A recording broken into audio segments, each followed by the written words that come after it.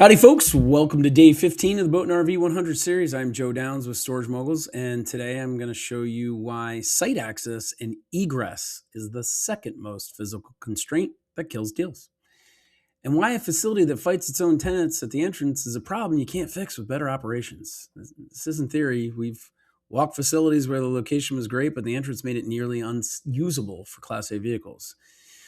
And folks, if you want more information like this and for instance, full site evaluation framework, join us at storagemoguls.ai. We're a community made of storage information. We talk about it, we kick it around, and we use AI-powered tools to help us learn, help us grow, help us level up. And our community is made of real people, actual operators just like you. Nobody's here is selling you a fantasy from a stage either that they haven't stood on in years. We're a network that actively evaluates real deals that are financeable and digestible. The kind of deals that someone with a W-2 and a serious mindset can actually close. And we're about real results too. I mean, members in our community are becoming storage moguls every day, not someday, they're doing it now. So remember, you can start for free. It doesn't cost anything. Just go to storagemoguls.ai and register. We actually are launching a new platform in about a week or two. And you can advance after you register, soak it all up. Soak it in, advance at your own pace. But back to today, because like all the other things we talk about in the Storage Moguls community, we talk about stuff like this. All right. Yesterday we covered what happens inside the gate. Today we're going to cover how you get there and why that matters just as much. Site access is a deal filter for the same reason drive aisles are. It's a physical constraint that's largely permanent. You can upgrade amenities. You can add covered structures sometime. You can repave aisles, but you can't move the road. Let's look at let's look at it for the tenant experience. So tenants who struggle to enter or exit your facility, talk about it at the marina, the campground, the dealership. That place on Route 9, it's impossible to get in there with a fifth wheel. That's the kind of reputation that follows a facility for years and keeps your waiting list shorter than it should be. How about vehicle damage risk? A facility with a tight turn at the entrance, poor sightlines, or inadequate staging space is a facility where accidents happen. A tenant who clips a post or gets cut off trying to back out onto a busy road has a claim and a story, and it's not a good one, for you anyway, but it's a story they'll repeat forever. A permanent problem is a permanent problem.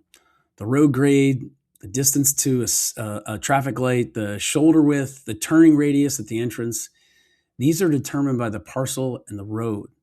You're not adding a deceleration lane, or not likely, after you buy the facility. So evaluate this before you underwrite it.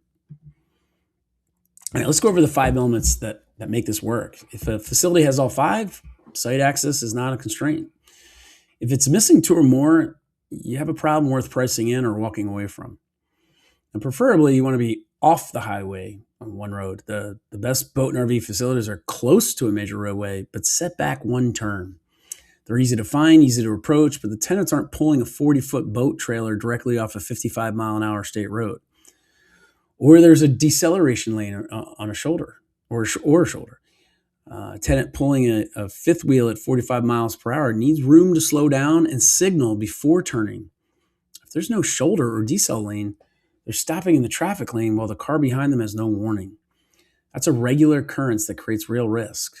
You need to give them a straight approach to the gate. A sharp corner immediately at the entrance means every Class A vehicle has to make a difficult turn at low speed, often blocking the entrance for other tenants. You want a straight pull in. Even 30 or 40 feet makes an enormous difference. Ideally, for Class A facilities and vehicles, you need 70 feet, a 70-foot staging area before the keypad. So a fifth wheel and a truck combination, they want 70 feet to stage without the back of the rig hanging into the road. If you have less than that, fifth wheels can't really safely enter. And then you want to have clear sight lines on the exit. Tenants pulling out of the facility need to see traffic in both directions.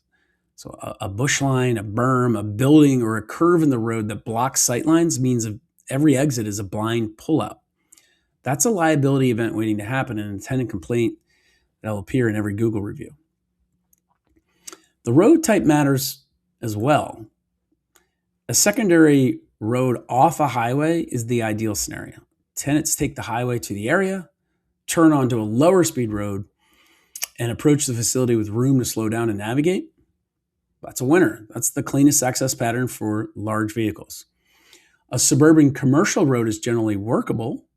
You have lower speeds there and often maybe a shoulder, and tenants are used to making turns in that traffic.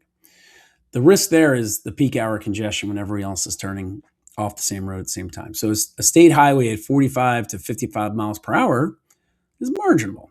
It's workable if there's a deceleration lane or a wide shoulder.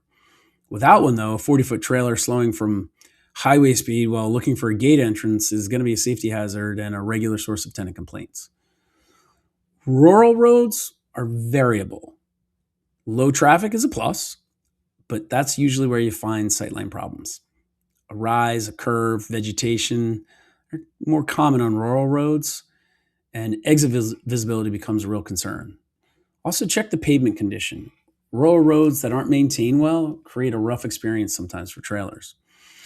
Industrial access roads are often underrated for boat and RV use because large vehicles are expected there. The turning radii are typically very generous, and the road is built for heavy use. So the watch item is whether the industrial character of the area is consistent with the income demographics you need for Class A rents. You can do a meaningful access evaluation before you ever schedule a visit with the owner, and here's the sequence. Start with Google Street View. Put yourself at the entrance and simulate the approach from both directions. Is the turn clearly visible from a quarter of a mile away? Is there room to slow down? Is the entrance well marked? This takes 5 minutes and tells you a lot. Satellite view for the staging area, great tool. You can often estimate the depth of the staging area right from the satellite. You can actually measure using a Google Maps. There's a tool in Google Maps, you can measure it right there. It's a very simple and easy tool to use. If the gate appears to be 15 feet from the road edge, you already know fifth wheelers won't stage safely. If it looks like it's 80 feet, you're in good shape. Check the road speed limit. The county GIS or Google Maps will usually show you the posted speed. A facility on a 55 mile an hour state road without a decel lane is a known problem before you arrive. So look for traffic signal proximity. Traffic signal with 300 feet of the entrance means vehicles back up past the entrance during red lights. A 40-foot trailer trying to turn in while traffic is queued is exactly the kind of daily friction that generates tenant complaints. When you do visit, arrive as a tenant would.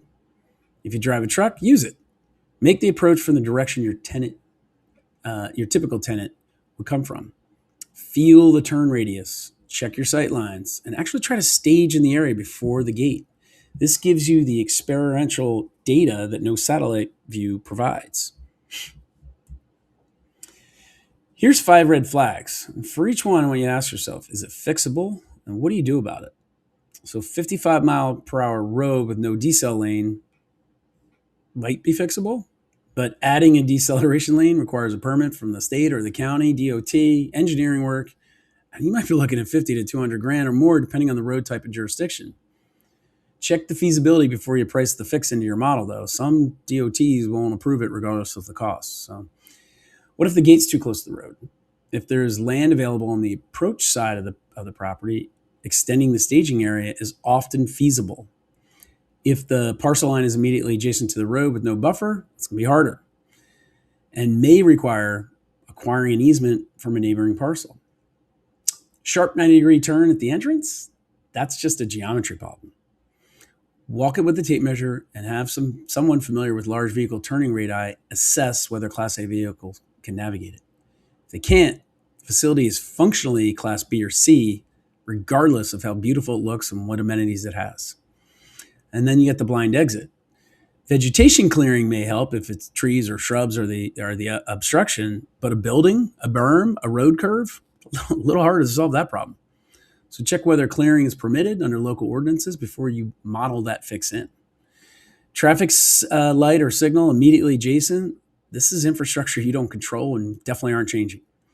So if a traffic light, a signal backs up traffic past the entrance on a regular basis, you need to model in that operational friction, factor in the tenant complaint risk, and reflect it in your offer price because it's not going away.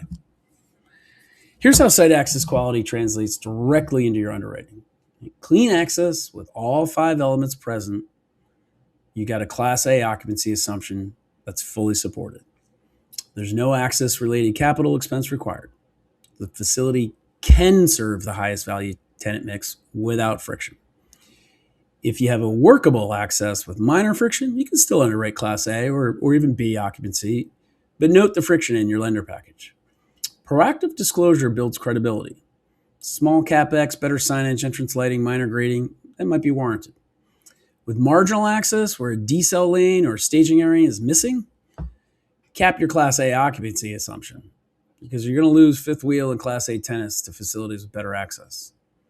Budget the improvement costs and either reflect it in a lower acquisition price or model it in as CapEx in your pro forma. Poor access with a blind exit or unsafe approach, that's a significant risk discount in my opinion.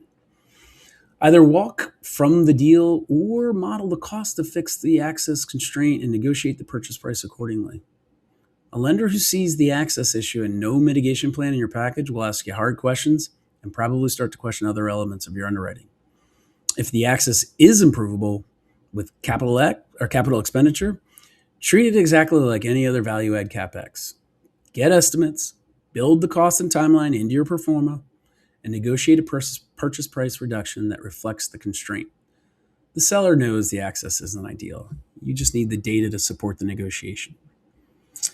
Days 14 and 15 are the two physical filters that come before any financial analysis on boat and RV facility. So that's yesterday and today.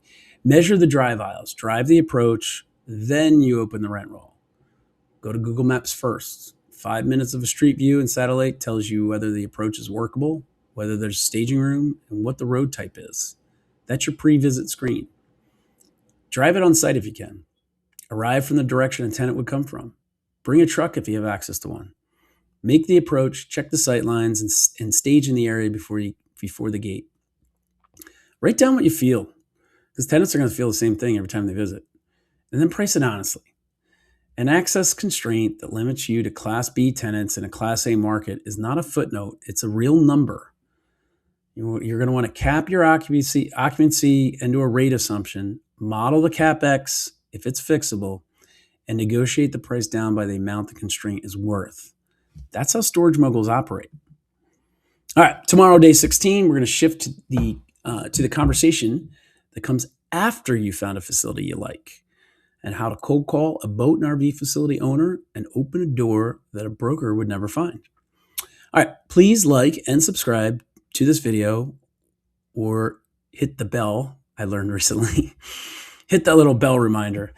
If you've ever pulled into a boat and RV facility and immediately understood why tenants complain about the entrance. And finally, share this with someone who's about to make an offer on a boat and RV facility without ever having driven the approach or even talked or thought about it. They'll thank you later. And remember, access is not an afterthought, it's a filter.